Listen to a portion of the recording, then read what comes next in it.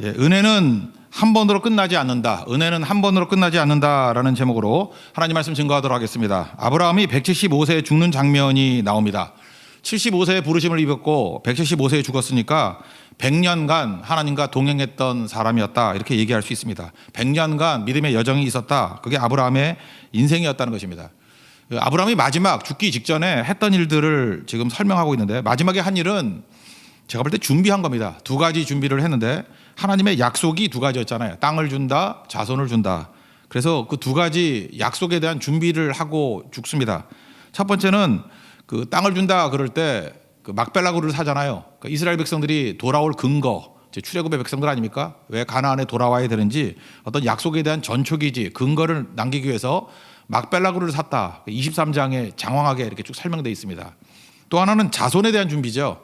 아들 이삭에 대한 며느리 얻는 거, 67절이라는 데는 긴 내용, 24장이거든요. 그래서 자손 준비를 위해서 믿음의 며느리를 얻으러 이렇게 노력했다, 이렇게 하나님 말씀대로 순종했다, 그것을 보여주는 것이 24장입니다. 이제 25장은 뭐냐? 이제 죽는 장면인데, 이제는 남은 것을 정리하는 겁니다. 그러니까 두 가지 준비하고 나머지를 정리하는 인생이었다. 그래서 25장 그 내용이라는 것입니다. 근데 25장 내용을 쭉 읽어보면 저는 그랬어요. 좀 당황스러웠습니다. 좀 더 심하게 말하면 황당했습니다. 그래서 제가 옛날 이 설교를 할 때 본문 제목이 뭐였냐면 주책인가 은혜인가, 뭐 이런 느낌이 들었어요. 그죠?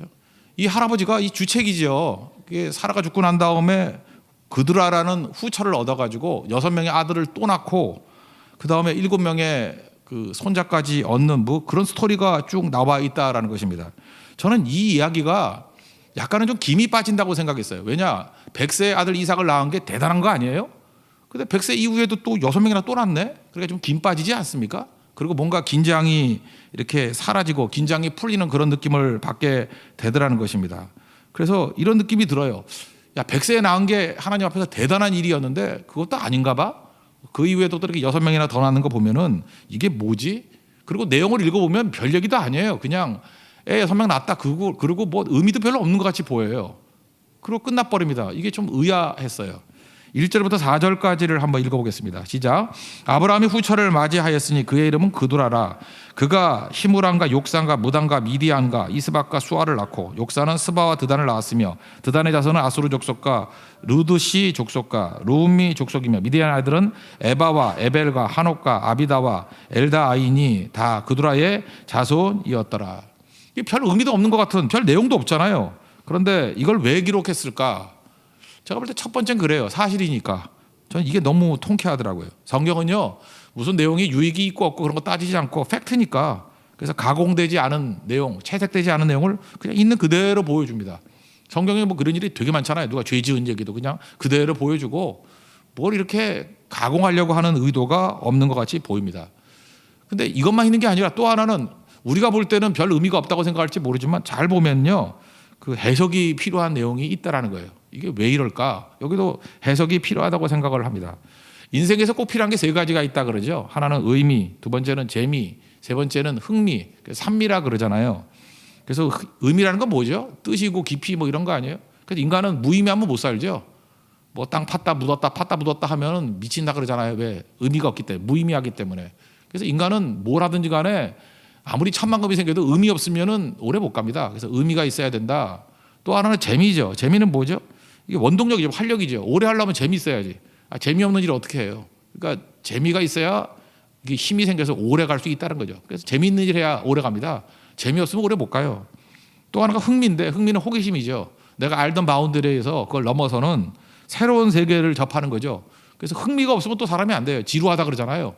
그죠? 아무리 의미 있고 재미있다 할지라도 이게 흥미가 없으면은 좁아지고 더 커지지 않는다는 것입니다. 그래서 젊은이들은요, 되게 이런 얘기를 들으면 경험이 없기 때문에 추구하죠, 추구. 그래서 이런 메시지가 통해요. 여러분, 의미를 추구해야 되고 재미를 추구해야 되고 흥미를 추구해야 됩니다. 아직 모르니까. 그래서 젊은이들에게 이게 꽤 메시지가 됩니다. 그래야 된다라는 거. 그런데 이제 나이 들고 좀 이렇게 성숙해지면은 추구하는 것도 피곤하거든요. 여기 지금 뭐 상당히 많은 어르신들 보면은 뭐 의미를 추구하라, 피곤해 죽겠어. 재미, 피곤해 죽겠어. 그런다고요. 뭘 이 나이에 무슨 흥미 뭐 이런 거냐. 그냥 하나님께 다 맡기고 살아. 그게 믿음인데 그걸 모르고 그렇게 맡기고 살아. 이 고백이 나올때 얼마나 오랜 시간이 걸렸는지를 몰라서 그래요. 나다이버 크라이스터, 내가 죽고 예수님밖에 없습니다. 그러니까 맡기고 살아 그러죠. 그러면 이 세 가지가 필요 없느냐? 그게 아니죠. 이제 성숙하고 난 다음에는요, 추구하는 내용이 아니라 해석의 도구로서 의미, 재미, 흥미, 이건 되게 필요한 거예요. 내가 지금 이렇게 살고 있어요. 다 하나님께 맡기고 살고 있어요. 별로 내 욕심도 없고 내 주의 뜻대로 행하시옵소서. 그러고 살고 있다고. 이게 믿음의 결과거든요. 그래서 우리는 주님과 동행하고 살아가고 있잖아요. 그죠? 그럴 때 의미가 뭐냐? 그죠? 내 삶은 이런데 이게 무슨 의미가 있을까 하고 의미를 물어야 해석이 된다니까요. 또 재미도 마찬가지죠. 어떤 때는 옛날에 젊었을 때 재미없던 게 요즘에 재밌어. 섬기는 게 재미있고 성교가 재미있고 심지어 예배가 재미있고 내가 왜 이렇게 됐지? 그래서 자기를 해석해야 된다고요. 아, 이게 믿음의 삶이 이런 거구나. 흥미도 마찬가지죠. 성령은 조명하는 사역이 있다고 그러잖아요. 옛날에 하나도 흥미가 없었는데 성령이 이렇게 보여주시면 그게 흥미로워요. 내가 왜 이런데 흥미를 끌고 있지? 아, 이게 성령과 함께 동행하는 삶이구나 라고 하면서 이런 의미, 재미, 흥미는 우리의 삶을 해석하는 데 큰 힘이 된다는 것입니다. 해석이 돼야 내 자신의 그 원동력이 생기는 거고요. 해석이 돼야 이 전달이 가능해질 수 있다는 것입니다. 그래서 좀 나이가 어리신 분들은 이런 것들을 추구하는 인생을 살아야 될 것이고, 또 추구하는 것에서 이제 끝난 인생들은 왜 끝나느냐? 이미 하나님 앞에서 내가 성숙됐기 때문에 그래요. 그럴 때는 날마다 나를 해석할 수 있는 그 모습이 꼭 있어야 된다는 것입니다. 그런 의미에서 지금 아브라함이 사라가 죽고 난 다음에 후처 얻어가지고 6명의 아들을 더 낳았다. 이게 도대체 이게 어떻게 의미, 또 이걸 어떻게 해석해야 될 것인가, 이게 필요하다고 생각을 합니다. 저는 이렇게 생각해요. 이것의 내용은 이거예요. 하나님께서 그에게 아들 이삭을 준 건 기적이죠. 예, 기적의 일상화. 100세 때 아들 이삭을 얻은 게 은혜죠. 은혜의 확대성. 그죠? 거기서 끝난 게 아니라는 거예요. 하나님께서 계속해서 은혜를 더 주시고 또 계속해서 기적을 일상적으로 주셨다는 것입니다. 여러분, 100세의 아들 낳은 것이 기적이라 그러면 110세에 낳은 것, 그거 뭐 불가능한 일인가요? 하나님이 110세가 아니라 150세에도 낳게 만들 수 있는 거죠. 그러니까 그거를 보고 그는 계속해서 삶 가운데 기적을 일상적으로 느끼는 인생을 살았다. 이렇게 해석하는 게 좀 옳다고 생각을 합니다. 우리 금요철에 때 살폈던 사무엘하 22장의 다윗의 말년의 고백을 보십시오. 그 첫 번째, 두 번째 대지는 생각해버리고 세 번째 내용이 뭐예요? 하나님께서 그에게 은혜 주셨더니 다시 시작할 수 있는 힘을 주시고 다시 기회를 주셨다, 그 얘기 아니에요? 특별히 사무엘하 22장 36절을 보면 주께서 또 주의 구원의 방패를 내게 주시며, 또잖아요. 또 젊었을 때도 힘 주시고 능력 주셨지만 또 구원의 방패를 주시고 그 다음에 주의 온유함으로 나를 크게 하셨다. 크게 사용하셨다. 그러니까 뭐예요? 노년에 얼마나 힘이 없는지 전쟁터에서 나오지 말라 그러는 다윗이었습니다. 다시 은혜를 받으니까 하나님께서 또 이길 수 있는 힘, 또 헌신할 수 있는 기회를 주시더라. 이거예요. 그러니까 은혜는 한 번으로 끝나는 게 아니라는 거예요. 다시 주께 나아가면 그것이 일상이 될 정도로 계속해서 반복이 된다, 그런 얘기입니다. 한나를 보십시오. 여기 보면 한나도 애 못 낳아서 고생했잖아요. 애가 안 생겨요. 그래서 분이 나는데 핍박당하고 뭐 그게 중요한 게 아니고 본인도 얼마나 괴로웠겠습니까? 그래서 하나님 앞에 부르짖었더니 엄청 불가능해 보이잖아요. 그 사무엘상 1장 2장 보면은 그 애 낳는 게 불가능해 보이지 않습니까? 그걸 그렇게 묘사하잖아요. 되게 힘들게. 그죠? 불가능해 보이는데 하나님의 은혜 가운데 아들 사무엘을 낳게 되었다. 그죠? 안 생겼는데 아들 사무엘을 얻게 되었다. 할렐루야. 근데 여기서는 또 실망을 안 해. 그 뒤에 한나가 3남 2녀 더 낳았어요. 사무엘상 2장 21절 보니까 여호와께서 한나를 돌보시사 그로 하여금 임신하여 세 아들과 두 딸을 낳게 하셨고, 이거는 별로 시비 안 걸죠. 여자라서 그러나? 왜 시비를 안 걸어요? 그러니까 하나님께서 사무엘 주시고 이후에 또 3남 2녀를 더 주셨다. 무슨 얘기예요? 은혜가 한 번으로 끝나는 게 아니고 사무엘을 하나님 앞에 온전히 드렸더니 하나님께서 계속해서 그에게 은혜 위에 은혜로라. 은상가은. 설상가상에서 만든 얘기예요. 그죠? 은혜 위에 은혜로라. 은상가은. 은혜 위에 또 은혜를 주셨다. 하나님께서 그렇게 일하셨다라는 것입니다. 우리 교회도 마찬가지예요. 민 목사님 애 안 생겨가지고 얼마나 기도했는지 아십니까? 저도 얼마나 괴롭혔는지, 저를 왜 기도 안 해가지고 애가 안 생기냐고. 그래서 오랫동안 애 안 생겼다고 진짜 엄청 기도했어요. 엄청 기도해서 마침내 태문을 여셨습니다. 여셨더니 이번에 우리 유아세례 줄 때 그 승부기 받았죠. 그죠? 셋째예요, 셋째. 하나님께서 한번 열어주기 시작하니까 그냥 연거퍼 그죠? 연부년 3년이 아니라 연거푸 막 애를 주시고, 그죠? 그랬더니 이제는 좀 걱정을 하는 것 같아요, 그죠? 네 번째가 생길까봐 두렵다라느니 뭐 이래요. 그리고 하나님께서 은혜를 과도하게 주셨다. 첫 번째 생겼을 때는 막 감사, 감격, 눈물을 흘리더니만 기적도 일상화되니까 이게 과도하다, 뭐 조심스럽다, 뭐 애 보기 싫어서 장모님 도망쳤다, 뭐 별소리 다 하고 있어요 지금, 그죠?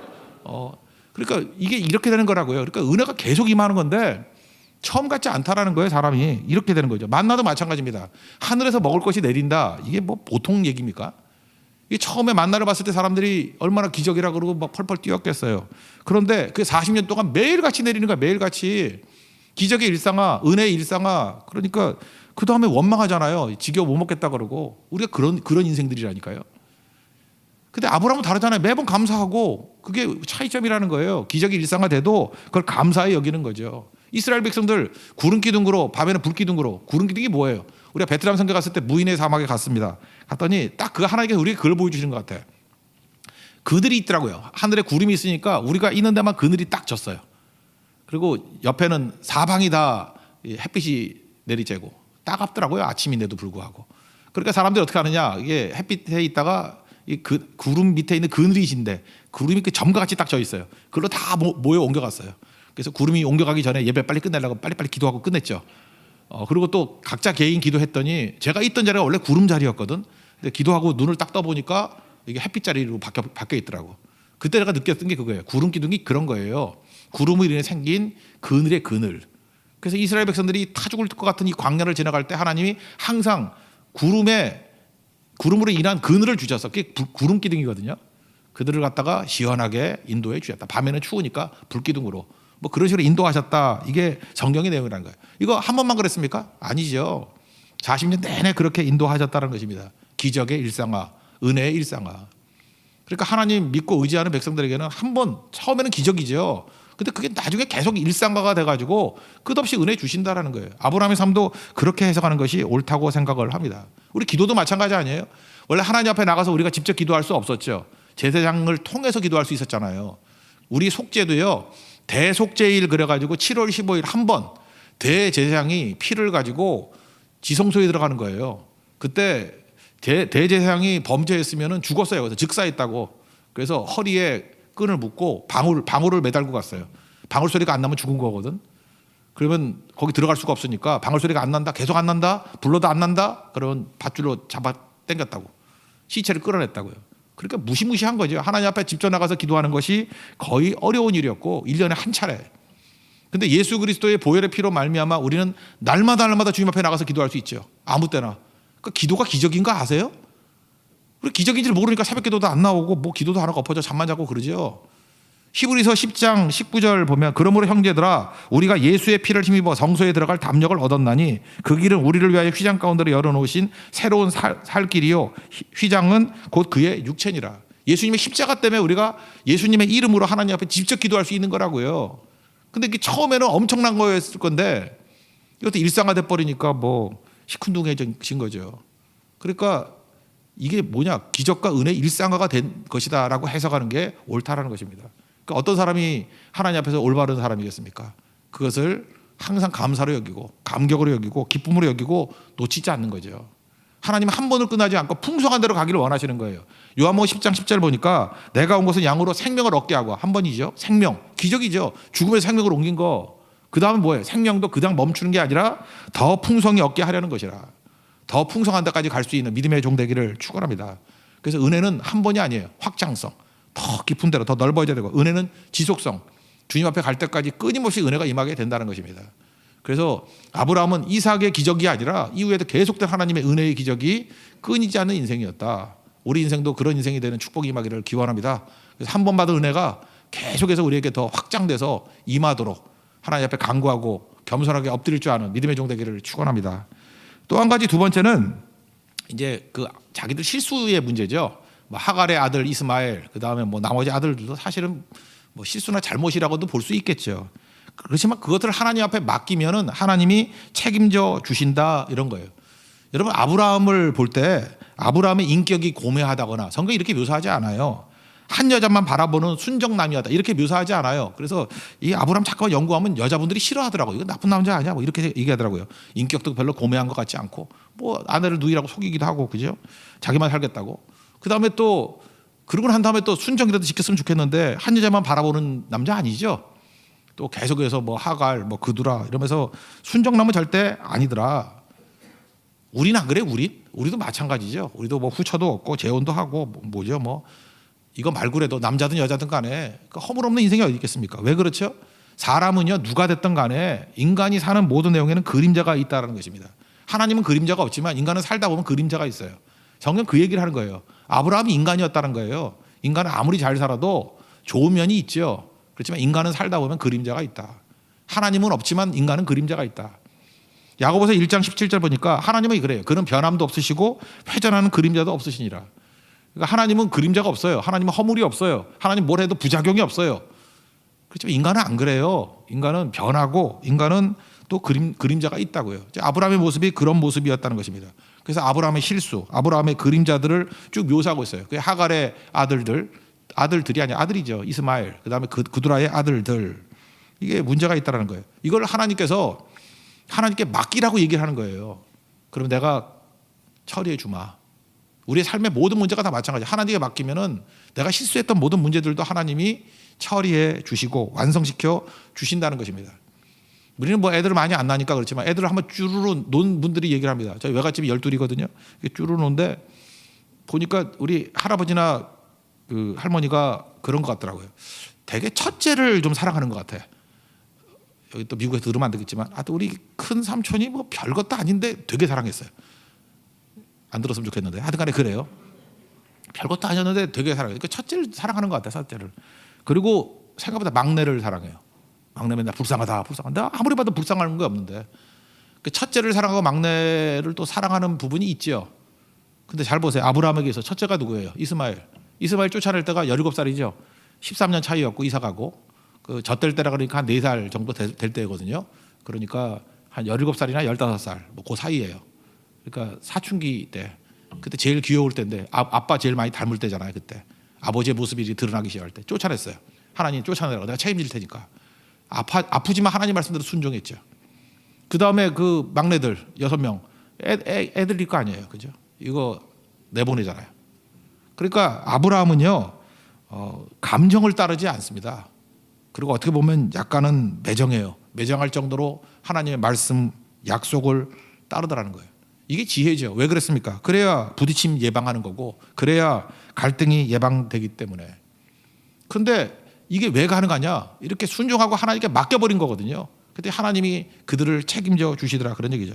먼저 그 6명의 아들들 보낸 얘기를 먼저 읽어봅시다. 6절 읽겠습니다. 시작. 자기 서자들에게도 재산을 주어 자기 생전에 그들로 하여금 자기 아들 이삭을 떠나 동방 곧 동쪽 땅으로 가게 하였더라. 그러니까 주로 여기 그두라의 아들들 가운데 대표적인 사람이 미디안, 모세의 장인 집안이죠. 그래서 미디안은 광야 쪽에서 있었던 사람들이고 또 하나가 이제 인상적인 아수르거든요. 아수르는 유프라테스 강, 저 멀리 쪽에 있는 강대국의 뿌리.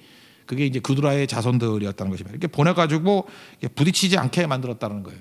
근데 잘 보세요. 우리 역사를 보면 아브라함의 후손들 다 복 받았어요, 안 받았어요? 되게 강대한 나라 다 했어요, 여기서. 하나님께서 약속하신 대로 내게 맡기면은 강대한 자로 세워주겠다, 복 주겠다. 이게 다르지 않다고 생각합니다. 그리고 특별히 이스마엘에 대해서 지금 족보를 쭉 얘기하고 있잖아요. 야곱의 12아들이 있던 것과 마찬가지로 이스마엘도 12아들이 있었다라는 거예요. 이들이 아주 하나님 앞에서 강대해졌다라는 거예요. 만약에 아브라함이 그 이스마엘을 품에 품고 계속했다 그러면 이삭하고 갈등만 있다가 콩가루 집안 됐을 가능성이 큽니다. 근데 하나님이 뭐라 그래요? 네 실수지만 내게 맡겨라.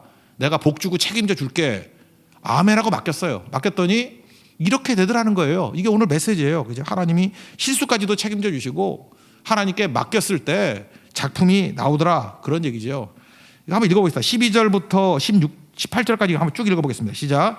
사라의 여종 애굽인 하갈이 아브라함에게 낳은 아들 이스마엘의 족보는 이러하고 이스마엘의 아들들의 이름은 그 이름과 그 세대대로 이와 같으니라. 이스마엘의 장자는 느바윗이요 그 다음은 게달과 아브엘과 미삼과 미스바와 두마와 마사와 하닥과 데마와 여둘과 나비스와 게드마니 이들은 이스마엘의 아들들이요 그 총과 부락대로 된 이름이며 그 족속대로는 12 지도자들이었더라. 이스마엘은 향년이 137세 기운이 다하여 죽어 자기 백성에게로 돌아갔고 그 자손들은 하일라에서부터 아수르로 통하는 애구 왕 술까지 이르러 그 모든 형제의 맞은편에 거주하였더라. 요즘에 새벽기도 할 때 히브리서를 살피고 있는데 히브리서 3장과 4장을 보면 안식 개념이 나오죠. 안식이 뭡니까? 뭐 그냥 말 그대로 쉬는 건데 쉰다만 있는 게 아니고 완성이라는 의미가 있어요. 완성. 그래서 출애굽의 백성이 안식한다가 뭐냐면은 출애굽의 완성이 뭐예요? 가나안 들어가는 거. 그래서 가나안에 들어가는 것을 안식한다. 가나안에 못 들어간 사람을 안식하지 못했다 이렇게 표현을 해요. 그러니까 우리가 이 땅에 살할 때 우리의 목표는 어디예요? 천국 가는 거죠. 그러니까 이 땅에서 광야 같은 세상을 살다가 우리의 안식은 뭐예요? 천국 간다 그런 의미라고. 그래서 안식의 의미를 완성, 완주 그런 개념으로 설명하고 있습니다. 그런데 안식을 못하는 이유가 뭐냐 하면 안식의 내용은 뭐냐? 그러니까 결국 주님께 맡기는 거예요. 쉰다는 건 뭐예요? 맡기는 거라고. 맡기는 거. 근데 왜 우린 맡기지 못하죠? 내가 완성한다고 생각하니까 못 맡긴다는 거예요. 그래서 안식의 개념은 하나님께 맡기면 하나님이 완성시켜 주신다 그 얘기예요. 그러니까 안식은 누가 할 수 있습니까? 믿음 있는 사람이 하는 거예요. 오늘도 예배를 못 나오고 뭐 이런 분들 왜 그렇죠? 믿음이 없기 때문에 그래요. 왜? 이유는 내가 뭐 공부 더 해야 되고 내가 더 일을 해야 완성이 된다고 믿는 사람들은 바쁘면은 내가 일을 완성해야 돼. 내가 공부를 더 완성해야 돼. 그러니까 쉬지 못하는 거예요. 그러니까 노예죠, 노예. 기계는 안 쉬는 게 능력이지만 하나님의 백성들은 쉬는 게 능력이에요. 왜 쉬는 거죠? 하나님께 맡기기 때문에. 맡기면 주님께서 완성시켜 주신다. 그래서 예수님께서 씨 뿌리는 비유에서도 설명하잖아요. 마가복음 4장 27절 밤낮 자고 깨고 하는 중에 씨가 나서 자란다. 그렇게 자라게 만드는 건 하나님이 완성시키는 건 하나님이 하는 거지 우리가 자라게 하는 게 아니라는 거죠. 그래서 무슨 얘기 안식이 뭡니까? 맡기고 예배 드리는 거예요. 그럼 주가 완성시키신다. 오늘 여러분들 다 일 못 마치고 이렇게 예배 오신 거죠? 예배 드리고 주님 앞에 안식하면 주님이 완성시켜 주십니다. 믿습니까? 그거예요. 그거. 여러분 자녀들 아무리 뭐 닥다루라고 교육을 시켜도 제대로 되나요? 근데 자녀들도 하나님께 맡기면 하나님이 완성시켜 주는 거예요. 내 손에서 완성이 안 돼요. 하다못해 만화책 같은 거 보세요. 보면은 애들이 부모 밑에서 완성이 되나? 뭐 대가 만달라 그러면 도사님한테 산에 보내잖아요. 산에 보내서 뭐 활쏘기 10년 하고 뭐 칼잡이 10년 하고 그러면 뭐 대단한 일은 나오고 여러분 무협지 안 보십니까? 예, 그런 거 보면 나오잖아요. 적어도 우리 뭘 알고 있어요? 내 손에서 작품이 안 나온다는 걸 알고 있잖아요. 근데 그 정도 도사님이 아니라 하나님께 맡기면 하나님이 완성시켜 주신다. 그래서 어떤 사람들은 인간적으로 강한 사람이 있죠. 책임감이 강한 사람. 책임감이 책임지는 거 아니에요. 하나님께 맡기는 게 책임지는 거죠. 여러분 내가 자녀에 대한 책임감이 있어요. 내가 붙들기는 게 책임감이 아니에요. 하나님께 맡기는 게 책임감이지. 목사도 마찬가지예요. 내가 이 교회 하나님께서 내가 맡겨주셨으니까 교회를 위해서 뭘 하겠다. 내 손에 꽉 쥐고 있는 게 이게 책임감이 아니에요. 주님의 교회니까 주님께 맡기는 거죠. 뭐가 힘들어요 맡기는데. 맡기고 내 할 일을 하면 되는 거죠. 그죠? 바로 그게 기도하고 맡기는 거 그럴 때 하나님이 완성시켜 주신다. 이걸 보여주고 있습니다. 그래서 여기 보세요. 그드라의 아들들 또 이스마엘 하나님께서 어떻게 매정해 보일지 모르지만 내게 맡겨. 그랬더니 믿음으로 아브라함은 맡기잖아요. 맡겼더니 지금 뭘 보여주고 있는 거예요. 네 손에 있는 것보다 더 융성하게 어찌 보면 이삭보다 이스마엘 후손들이 훨씬 더 부강하고 잘 살았습니다. 풍성하게 채워주더라. 여러분들 모든 것을 맡겨서 하나님께서 채워주시는 것으로 만족을 느낄 수 있는 믿음의 종 되기를 축원합니다. 그다음 마지막 한 가지만 더 살필 거는 뭐냐 하면은 그럼 이삭과 이스마엘의 축복의 차이점이 뭐냐는 거예요. 근본적인 차이점이 뭐냐. 먼저 이삭에 대한 얘기가 5절에 나오는데 5절 한번 읽겠습니다. 시작. 아브라함이 이삭에게 자기의 모든 소유를 주었고 이 재물만의 문제는 아니라는 걸 느끼죠. 여기서 모든 소유 그럴 때 재물만이 아니라 오히려 재물로 따진다 그러면 이스마엘이 재물이 더 많았어요. 나중에 보면 그쪽 나라가 훨씬 부강해요. 이거 유프라테스 강이 있는 바벨은 아수르 여기가 돈은 더 많았죠. 힘도 더 세고. 그것만은 아닌 것 같아요. 이삭에게 더 많이 준 게 뭐냐면 영적 유산이에요. 예배의 유산, 믿음의 유산을 주었다. 그죠? 그래서 똑같이 유산은 줬지만 물질도 다 줬어요. 물질도 다 비슷하게 다 부자였던 것 같아. 그렇지만 이삭에게만 특별했던 게 뭐냐면 믿음의 유산이 있었다 그 얘기죠.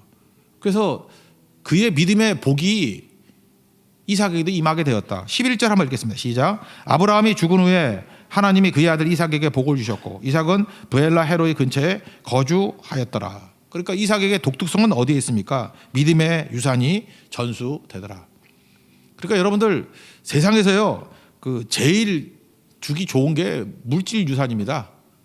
요즘에 그 부모님들 보니까 뭐 물질 유산 잘 넘기려고 뭐 난리를 치고 있대. 뭐 어떻게 하면 사전 상속을 해가지고 뭐 상속세를 적게 내고 애들에게 더 많이 물려줄 수 있는가?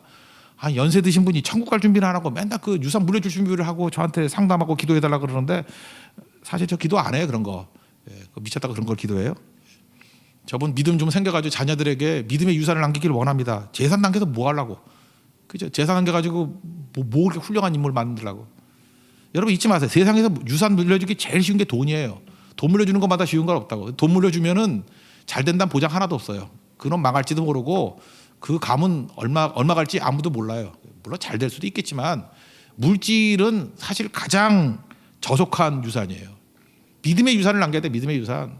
그래서 여러분들 어떤 사람이 부자인데 믿음의 유산을 안 남기고 돈만 많이 남기고 갔다. 우리 아들입니다. 그러면 속으로 무슨 생각이 드는지 알아요? 저 이스마일이군. 그런 생각이 들어요. 근데 반면에 유산을 남겼는데 믿음의 유산을 남겼다 그러면 저거 이삭이군. 여러분 자녀들을 이삭으로 만들 것입니까? 이스마일로 만들 것입니까? 누구로 만드냐에 따라 다르잖아요.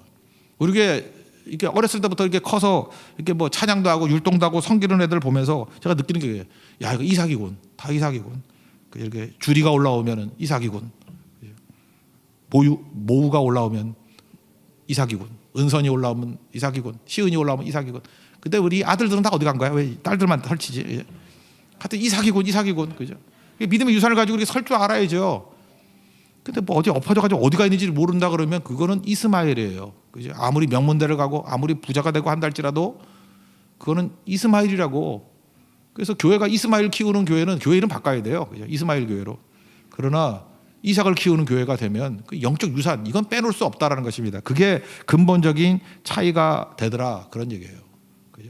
근본적인 차이. 우리 이삭을 키울 수 있는 하나님의 우리 거룩한 종 되기를 바랍니다.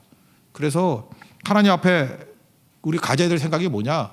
자녀들 잘 키울 뿐만 아니라 나중에 주변에 있는 사람들도 주께로 이끌 수 있는 우리 전도의 도구들. 나중에 이삭의 후예들이 이스라엘 된 거 아니에요? 그 주변에 있던 그 이스마엘 자손들 또 나머지 친척 자손들 다 전도하고 주께로 돌아오는 그런 일들을 맡기셨다라는 거예요. 그 일을 잘 감당해서 우리가 서 있는 곳마다 주변 사람들을 예배자로 만들고 예배가 없는 곳에 예배를 심을 수 있는 우리 하나님의 거룩한 종 되기를 바랍니다. 말씀의 결론 맺겠습니다. 오늘 내용이 그죠? 은혜는 한 번으로 끝나지 않습니다. 우리도 아브라함 같이 은상가은 은혜 위에 은혜가 넘쳐나는 기적이 일상화되고 은혜가 일상화되는 은혜의 종 되기를 바랍니다. 그리고 뭘 완성시킬 때 하나님이 완성시키는 거예요. 맡겨야 완성이 된다는 거. 맡기는 게 안식입니다. 삶의 모든 부분에서 안식이 있는 믿음의 종 되기를 바랍니다.